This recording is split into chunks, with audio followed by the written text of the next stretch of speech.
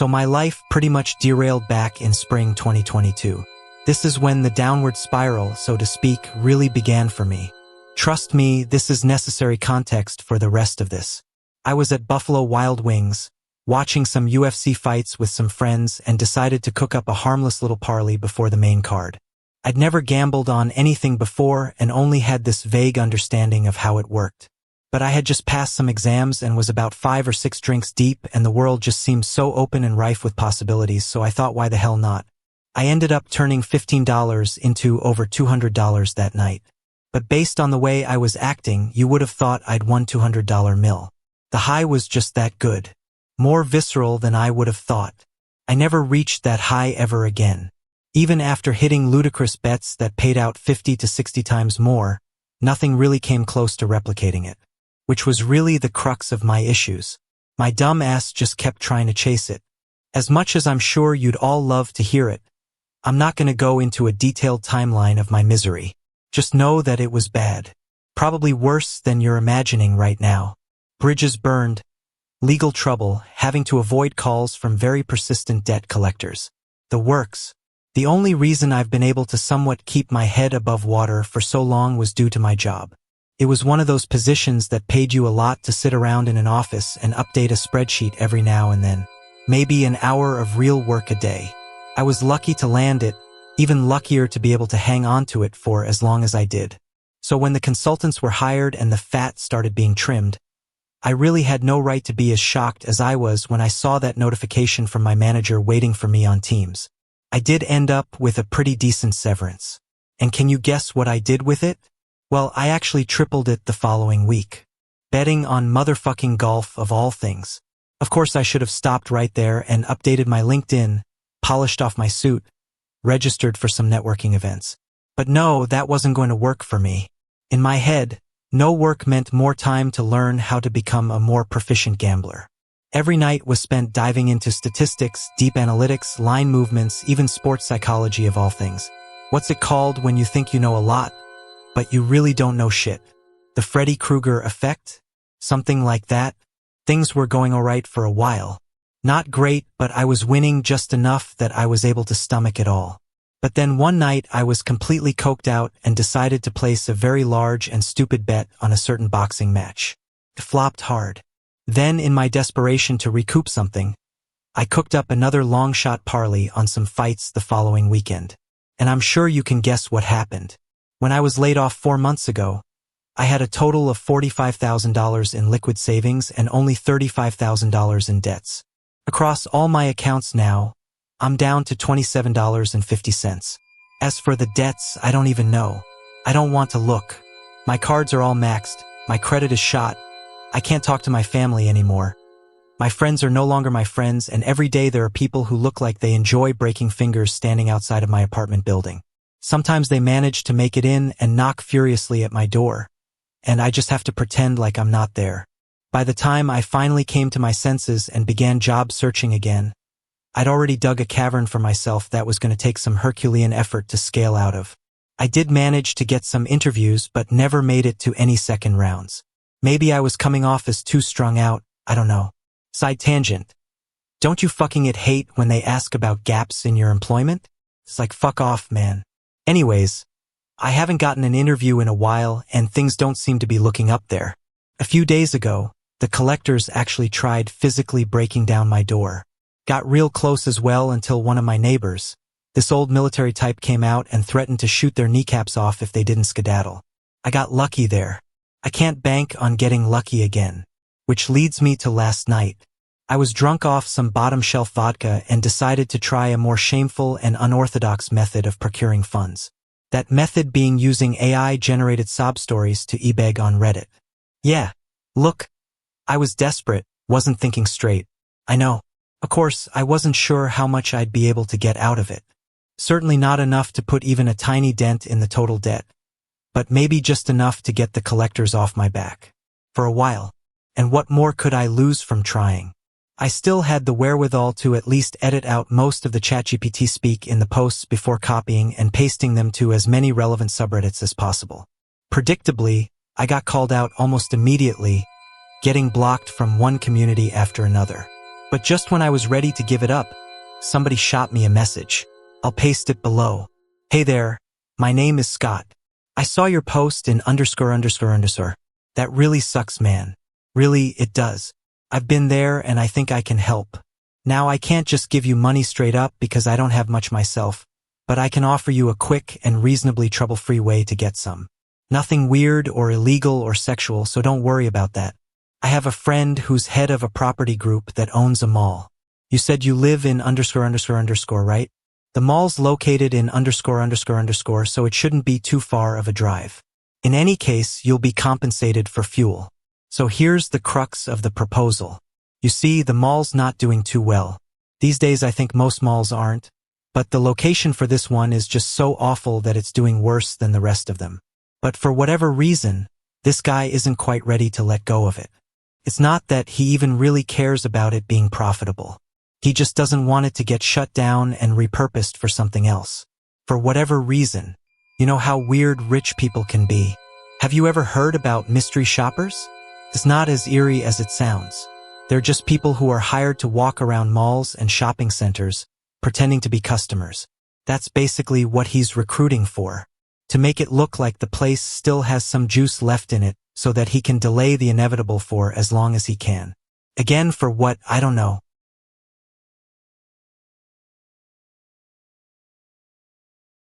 You'll be given a certain window of time in which you're meant to walk around, doing your best to pretend like you actually have a reason for being there, which would involve some shopping, looking around, having a meal in the food court, etc. Once you enter the building, you'll go up to the Starbucks on the second floor. Go up to the barista and tell her that you're part of the program, and she'll give you $100 cash. You can then go ahead and spend that $100 on whatever you'd like over the course of the time you're in there. Make sure you spend all of it. Don't try and keep it. They'll know. Once your time is up, you can simply leave. But don't try and leave early. Once again, they'll know. In order to receive compensation, you'll need to be in there for your entire allotted duration. You can stay longer if you'd like, but not a second less. I mean that literally. Not even a second. Compensation is as follows. $250 for each hour spent there, to be e-transferred immediately upon your departure. If my friend likes your performance, there will be opportunity for you to come back. Let me know if this sounds like something you'd be interested in, and then I'll send over some more details. Cheers. Okay, so clearly a joke, right? I'm being trolled. But then I tried to think about what the punchline possibly could have been and couldn't up with anything. So I pivoted to the idea that maybe it was a scam, or something even more nefarious than that. The setup tracked well enough.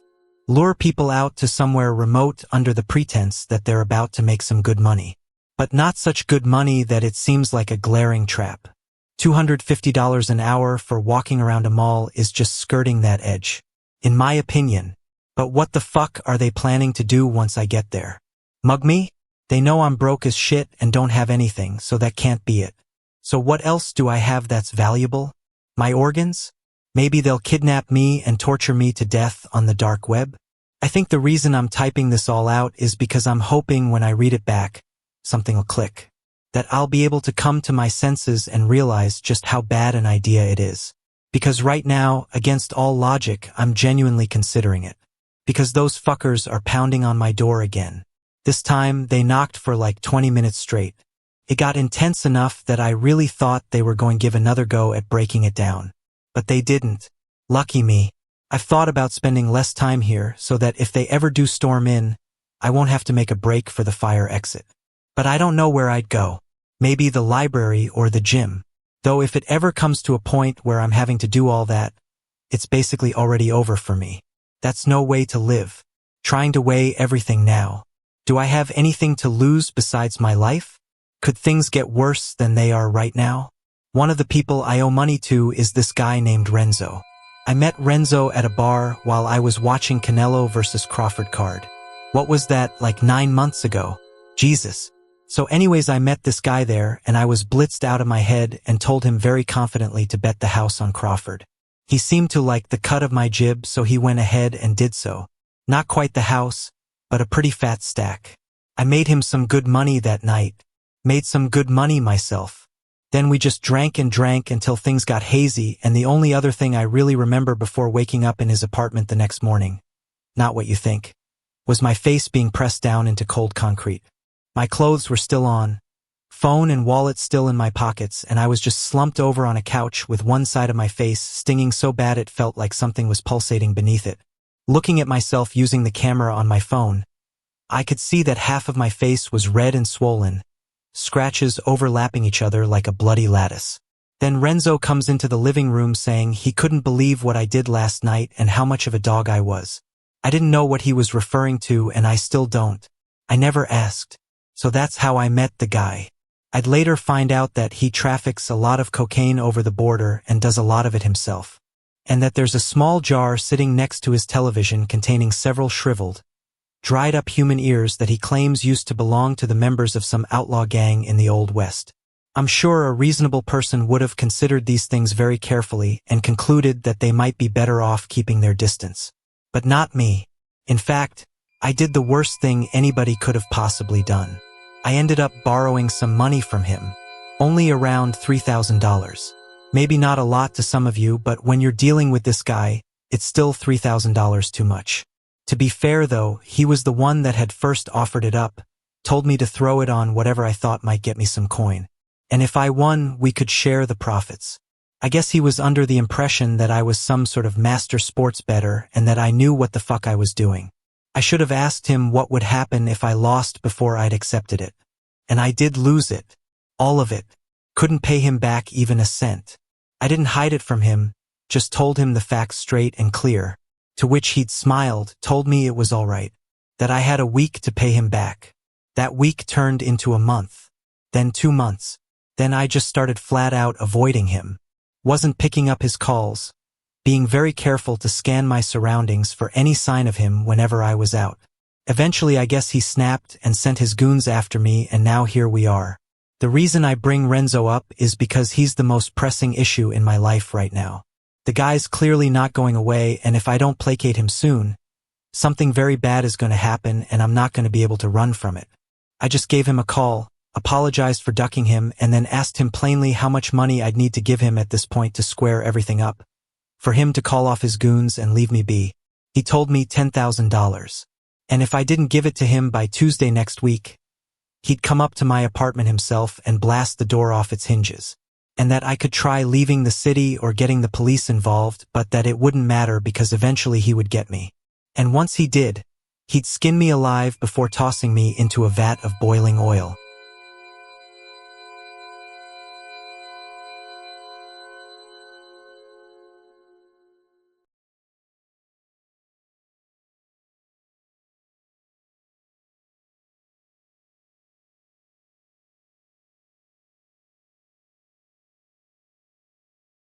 I told him okay, to meet me at a bar next Tuesday at noon and that I'd have the money.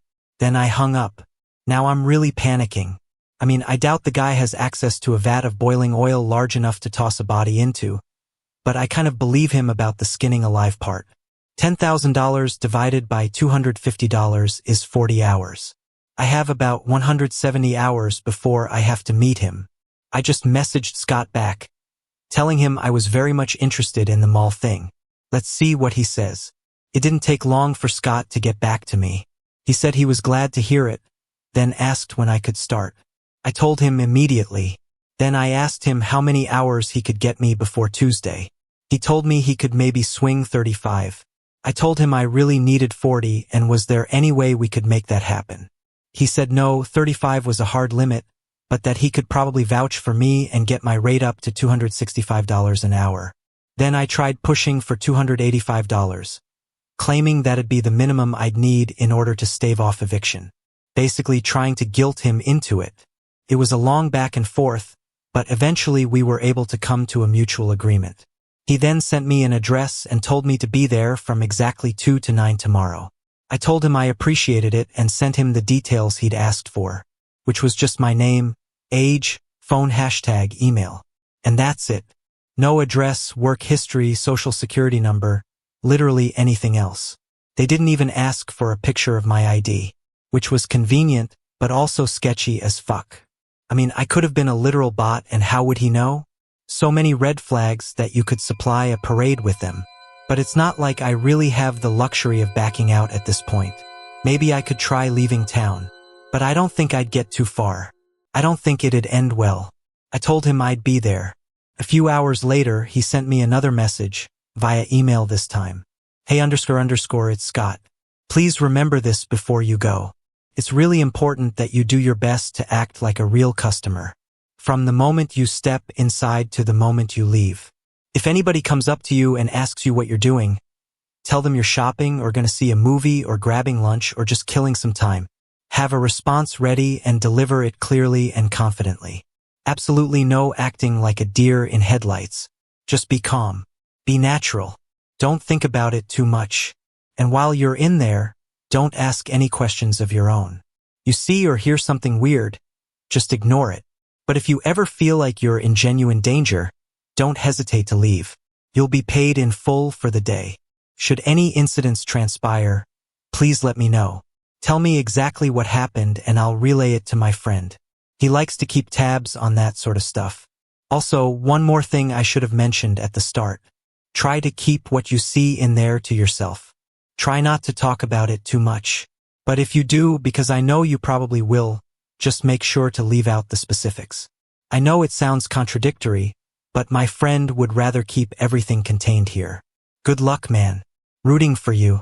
So yeah, not sure what to make of that, but I'm trying not to think about it.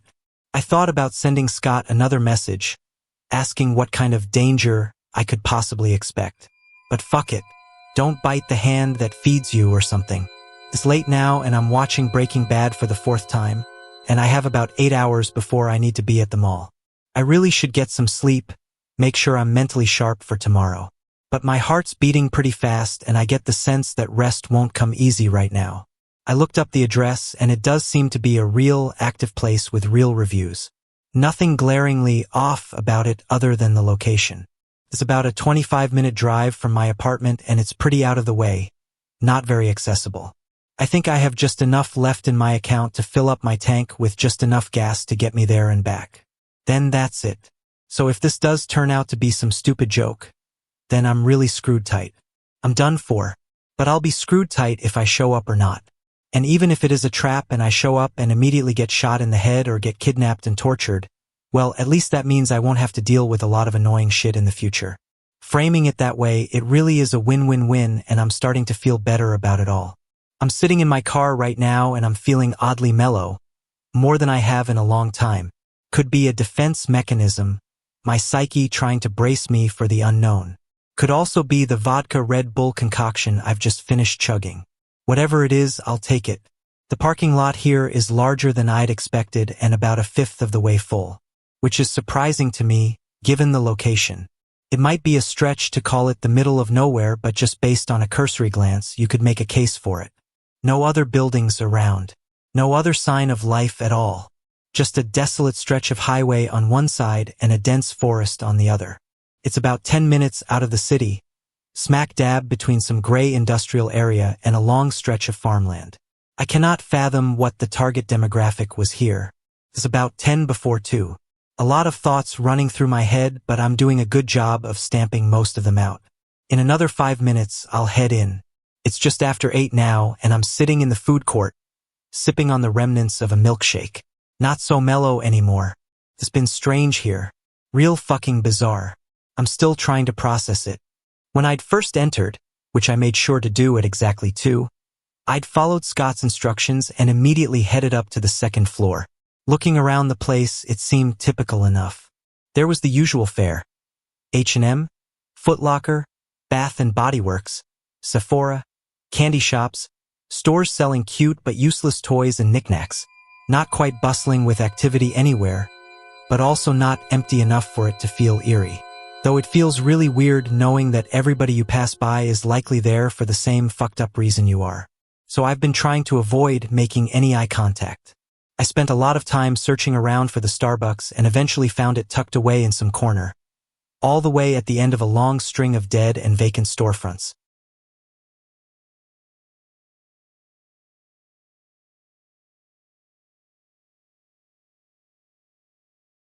Almost like they'd made some concerted effort to hide it. Or maybe it was just a coincidence. Don't want to get too conspiratorial yet. I walked inside, and the only person in there other than the barista was this dude sitting at a table with a half-eaten sandwich in front of him. He didn't look up or really register my presence at all. Just kept staring blankly ahead at something? I didn't know what. Couldn't figure it out. Maybe the painting of abstract shapes on the wall? I went up to the barista, who had short blonde hair and looked to be in her 20s. I offered up a smile, which wasn't reciprocated. Not that I really cared. What did catch me off guard was the look on her face. Like I was the scourge of the earth or something. Like I just murdered 10 puppies in front of her and then laughed about it. I was so puzzled by this that my train of thought completely derailed for a second and I forgot what I was supposed to say. After stumbling through several half-baked sentences, it finally came back to me and I spat it out. I'm a part of the program. She sighed and actually rolled her eyes before asking me what I wanted to order. I just stared at her. No clue what to say, probably looking bewildered. I told her again that I was part of the program. She shook her head, sighed again. You're supposed to buy something first, she told me, keeping her voice really low while staring daggers at me. They didn't tell you? I shook my head and told her no, they didn't. You're supposed to buy something and hand me some cash and then I give you the change. Get it? I remember starting to get lightheaded here, thinking, was this real? Was I dreaming? So order something and then give me some cash, she went on. Doesn't matter how much. Just give me something. I told her I'd have a black coffee and began digging through my wallet, surprised and relieved to find a crumpled $1 bill in there. I took it out, handed it to her. She snatched it quickly out of my hand and dumped it in the register, then gave me back a small stack of crisp $10 bills. I counted them quickly. 10 total. I turned around, getting ready to leave, but then she called me back, asking did I forget about something? I stopped, turned around, and she went about making the coffee, her movements slow, almost labored. I noticed that she was walking with a limp. It took her a few minutes to finish up, and then she held out the cup, giving me one last glare as I grabbed it from her. I'd never been more glad to be leaving a Starbucks. Like I said, really bizarre stuff. But as I'd come to find out, this was only the tip of the iceberg. I took a sip of the coffee, and it tasted burnt to hell, just completely god-awful. So I tossed it, made my way over to one of those mall directory things. Still had a lot of time to kill, so I began perusing the options. Eventually, I settled on heading over to the Chili's, having a margarita or 2 or 3. Yes, I have problems. I went back down to the first floor, keeping my vision squared ahead, trying not to draw any attention to myself. At one point, I walked past a woman that looked to be in her early 60s/late 70s, and I had to wonder, was she here for the money as well? Or did she just happen upon this place on her own volition? I almost wanted to ask her directly but thought better of it. Arriving at the Chili's, I headed straight for the bar and was surprised to find most of the seats there occupied. Most lively place I'd seen in the mall by far, though there wasn't a soul at any of the tables. It was a mixed group. Men, women, some old, some young. All seeming pretty drunk and glaring at me malevolently, as if I were intruding on something sacred. Well, I thought, this was just the way it was going to be. I tried not to take it personally. I took a seat at the end of the bar, trying and failing to catch the bartender's attention. It was a youngish guy, maybe early 30s. Big beard and pencil-thin arms covered in tattoos. I think it took about 5 full minutes before he finally, reluctantly, looked my way. He started to walk towards me, moving real slow, as if trying to draw out the steps.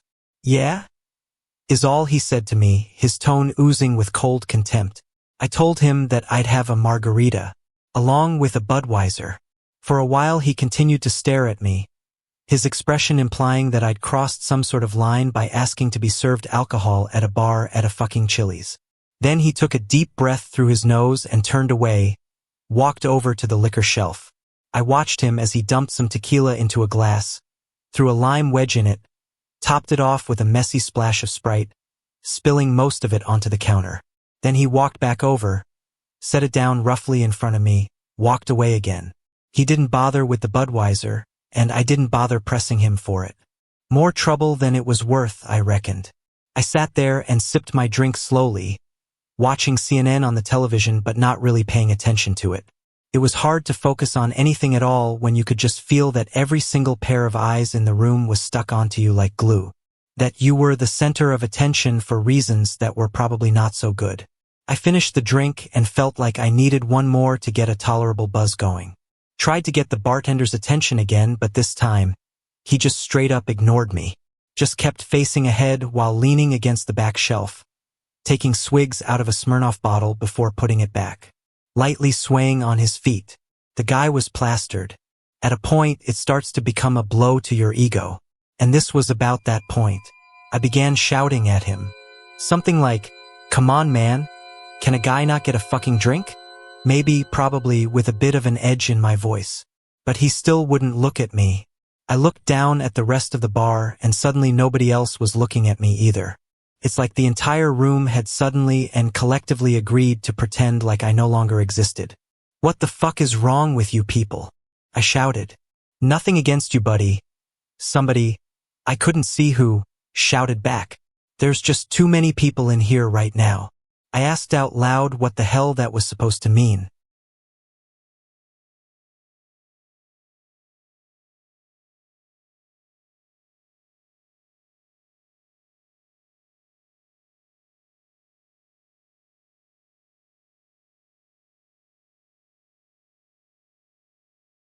"It's 5 o'clock on a Tuesday," the bartender spoke up, his tone implying that he was explaining something painfully obvious. "Think about it, yeah? How busy can a Chilius get? On a Tuesday? To 5 o'clock? Just think about it.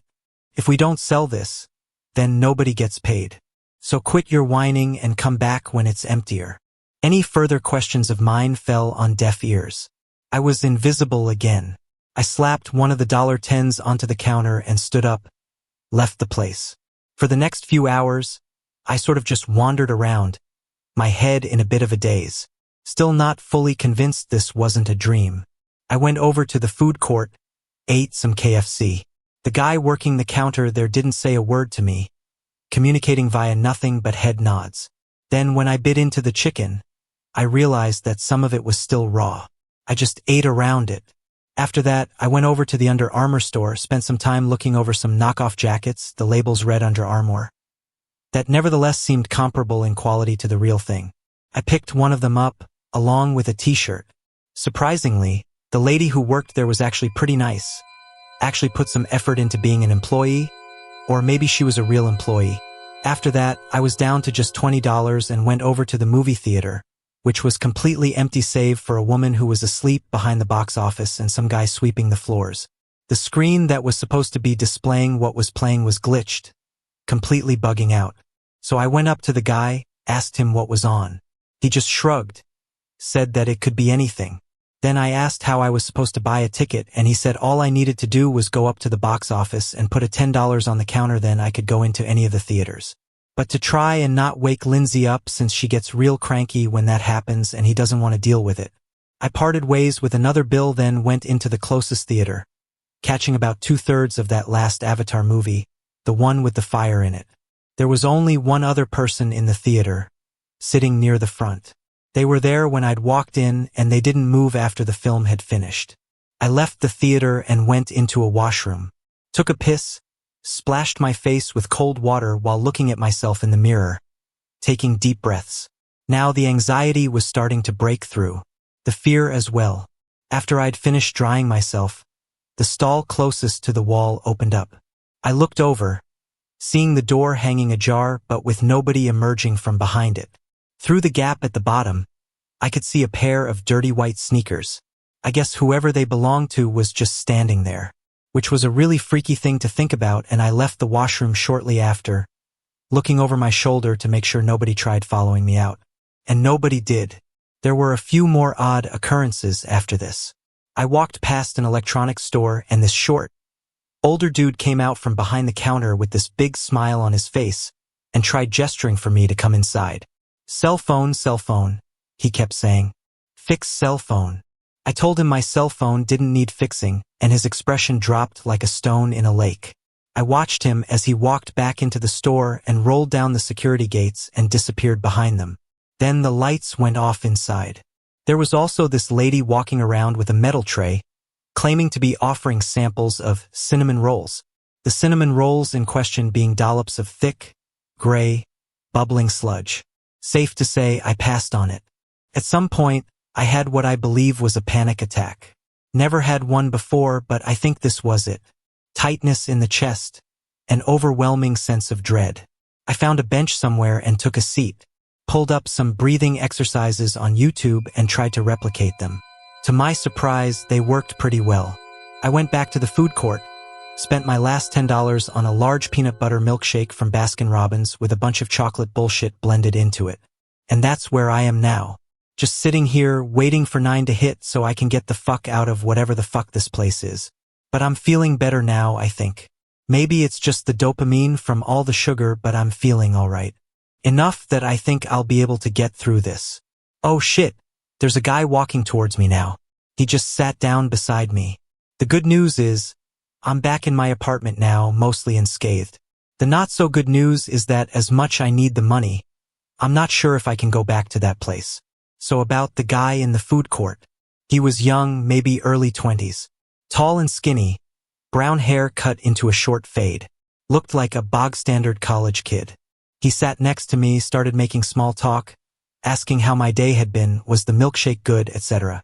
I tried ignoring him at first, but he seemed nice and normal and coherent enough that I started to feel bad about it. So we got to talking a bit. He told me his name was Daniel and that he used to be a copywriter but got laid off around 6 months ago and hasn't been able to find anything since. So what's what he was doing here? What about you? He then asked. Why are you here? Right at that moment, I felt comfortable enough to tell him the truth. I told him about the gambling, the debts, the collectors. It felt nice and cathartic airing out my dirty laundry to a complete stranger, so I just kept on going. I didn't stop talking until my eyes drifted down and landed on the shoes he was wearing. These really worn, scuffed white sneakers. Okay, I thought, could be a coincidence. And even if it was same guy from the bathroom, then so what? But then I remembered Scott's message, specifically his instructions, about what was I supposed to do if somebody tried talking to me, and the realization washed over me like a cold wave. I suddenly stood up, told him I had to get going. He started protesting, telling me that I should stick around because he had something he wanted to show me. I told him I was tired and I really needed to go home. He started grinning, showing off blocky, cheeklet teeth, really stretching his lips as wide as they could go and then a bit wider than that, looking really uncanny. He asked me again what I was doing here. Shopping, I told him. Just shopping. He pointed out that I didn't have any bags. So what could I have been shopping for?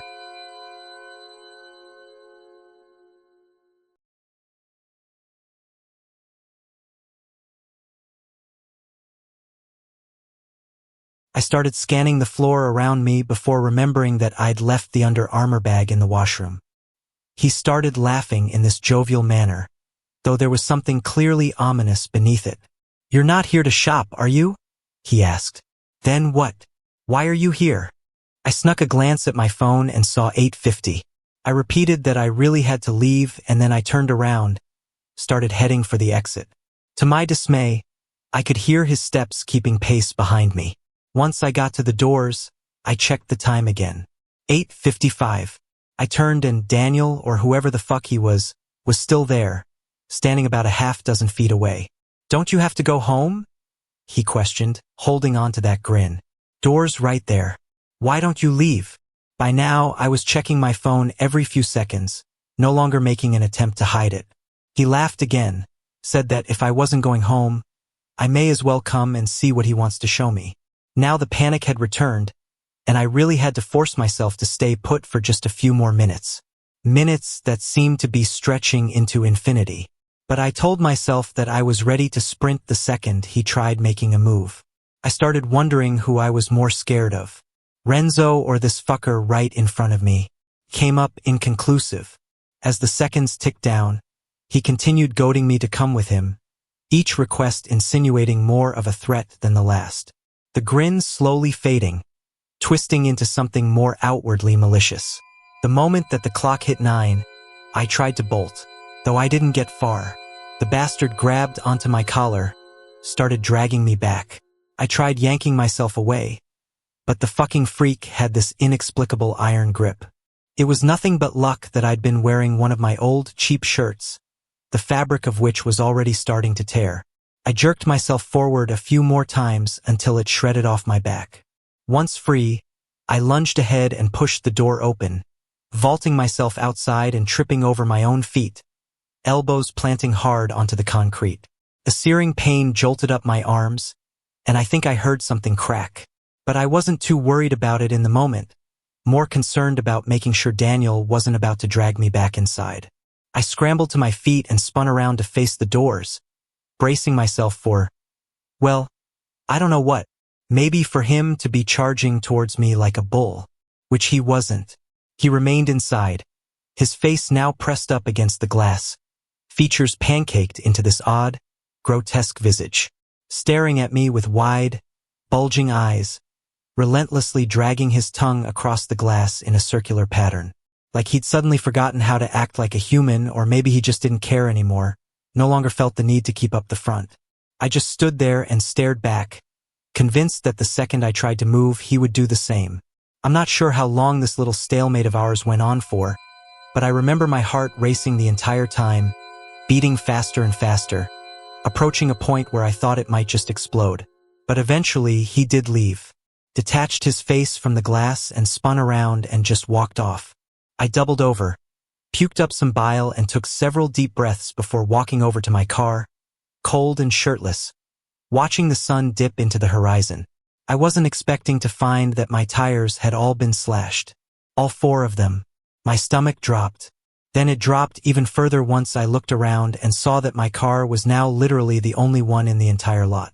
I tried calling for an Uber, but the network out there was so shit that the app wouldn't load. I could have gone back into the mall and used the Wi-Fi. But fuck that. I just leaned on the hood of my car, mulling over my options, feeling a bit numb. My apartment was about 18 miles away, theoretically walkable. But the bigger problem was, I really didn't know the way. Here was a good chance that if I tried walking, I'd end up in the next town over, especially in the dark, which was something I thankfully didn't have to risk. A few minutes later, the front door swung open and out came a woman, maybe in her 30s, dressed in jeans and a windbreaker. She didn't seem all too dangerous, but my expectations were up in the air at that point, so I backed away regardless. She walked halfway across the lot before stopping, looking over at me.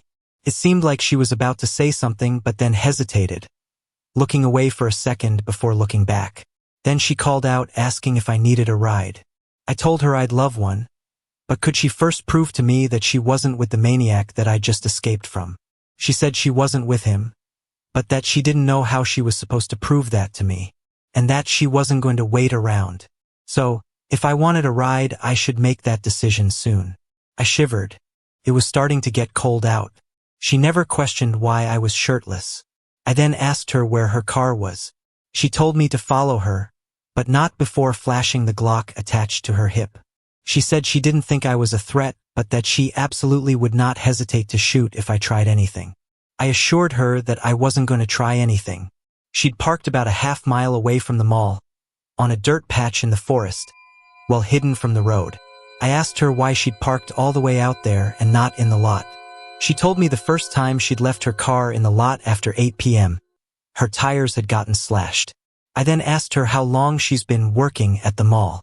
She said she didn't really want to talk about it, that she'd prefer it if we just sat in silence for the duration of the trip. So we did. Once we were back in the city, she dropped me off at a train station. I didn't have any cash for a ticket, but it was pretty close to my apartment, only about a 10-minute walk away. I thanked her and hopped out. Before she took off, I asked her what her name was. She just shook her head, said it'd be pointless for me to know. When I got home, I drained the rest of the vodka in my fridge and passed out on my couch. When I woke up this morning, I checked my phone and saw a notification from my bank. I'd been e-transferred $3,000. I also had another email from Scott. Hey man, I heard you might have a rough first day, so I sent you a bit extra on top of the promised amount. Your hours are the same for today, 2 to 9 p.m. And also man, just remember what I said before. You're a customer in there. so act like it. It's about 10:30 a.m. right now, and I'm just lying on the couch, sipping some clamato juice, not really wanting to move, especially not to go back to that place. I spent some time trying to calculate how far $3,000 could get me if I skipped town and concluded probably not very far. Then I tried conjuring up some other ways I might be able to cover the last $7,000 before asking myself who I was kidding. I really don't want to go back there, but I know I'll probably have to,